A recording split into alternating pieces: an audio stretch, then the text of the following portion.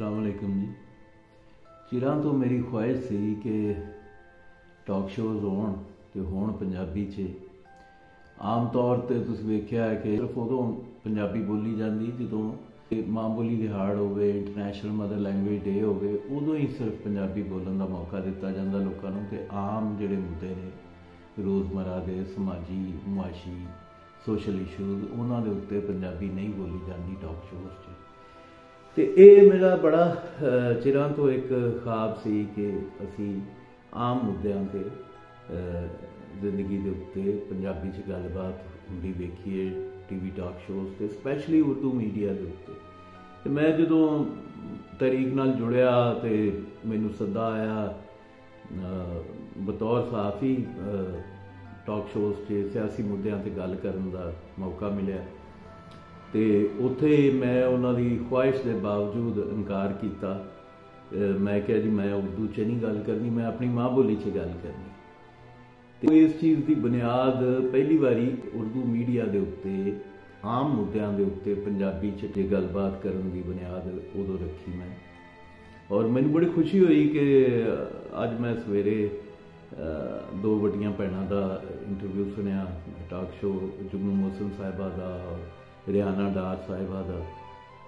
भैणां ने साडियां वड्डियां ते वो बड़ी खुशी हुई कि उन्हें पूरा प्रोग्राम जिहड़ा है वो पंजाबी च कीता, माँ बोली च कीता, बाय चॉइस कीता। और यही मैं चाहता था कि बाय चॉइस होण और ये नहीं कि 21 फरवरी नूं तुसीं माँ बोली बोलो, आम मौक़िਆਂ ते भी बोलो। असी इस मुल्क की जमहूरी अक्सरीयत हाँ, साडा हक बनता है कि असी पंजाब दे वसनीक जिहड़े हैं अपनी माँ बोली च गल करिए। नैशनल मीडिया तो की होया कि किनू नहीं पंजाबी समझ आती, कोई उर्दू स्पीकिंग दसे, कोई पश्तून दसे, कोई बलोच दसे, कोई सिंधी दसे। जिन्होंने मेरी बोली पंजाबी समझ नहीं आती तो मैं उनका उज़र मान लवां। सौखी पंजाबी बोली दी असी, आसान सहल पंजाबी बोली दी, तो इस वास्ते कोई इशू नहीं।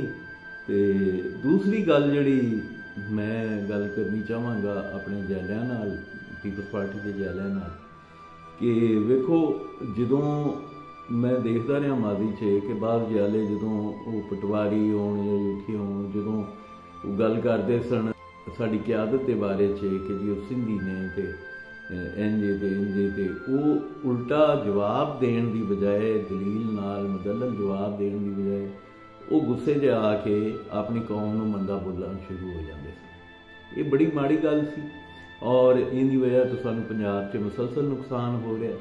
तो मैं जैलियां नूं भी यही कहांगा कि यार अपनी कौम नूं मंदा बोलण दी बजाए अपना नैरेटिव बेहतर तरीके नाल प्रजेंट करो और वकील बनो तुसीं भी।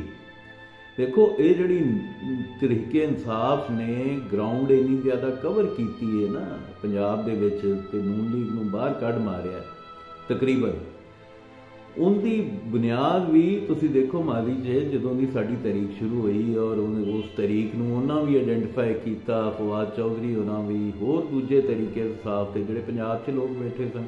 हुण एक पासे उन्हां दे खिलाफ भी ये प्रोपेगेंडा तो है कि जी इमरान खान जिहड़ा वो पश्तून है और उन्हां दी क्यादत जिहड़ी वो पठान है, लेकिन उन्हां ते उस प्रोपेगेंडे के बावजूद इत्थे पंजाब च थां बनाई इस वास्ते कि वो पंजाब नूं इंडिपेंडेंटली लैके टुरे ने। असी बजाए इसके कि पंजाब नूं इंडिपेंडेंटली लैके टुरीए जिमें कि सानू 18वीं तरमीम च हक दिता चेयरमैन साहब ने और प्रेजिडेंट आसिफ अली जरदारी साहब ने अपने सूबे की गल करन दा, ते सानू असी आप ही उस 18वीं तरमीम तो फायदा नहीं चुक रहे। तो फिर इहदा मतलब है असी पार्टी लाइन ते भी नहीं चल रहे। तो सानू आप पंजाब का वकील बनना चाहिए और पंजाब की रहतल बहतल का वकील बनना चाहिए, बजाय मंदा बोलन दे अपनी कौम नूं अपने आप नूं मंदा बोलन दे। सानू इहदा मुकदमा लड़ना चाहिए और दसना चाहिए कि साथों वध पंजाब का खैर ख्वाह कोई नहीं। ये चीज़ उन्हां साबित की साडे वास्ते औखी नहीं। असीं तो पुराने सियासी कारकुन हाँ, उन्हां तो ज़्यादा साडी जदोजहद है वो तो साडे नेड़े भी नहीं लगते जदोजहद च। लिहाजा ये पंजाबी जैले ये गल नूं समझण और बड़ी बड़ी मेहरबानी भैन जुगनू मोहसिन की और रियाना डार साहिबा की। अचंग के उन्होंने सियासी ख्यालात नाल मेरा कोई मुतफक होना जरूरी नहीं। असी आप एक जमात हाँ, साडा एक नज़रिया है, साडी एक सोच है, लेकिन माँ बोली के हवाले नाल मुबारकबाद भी मुस्तहिक ने।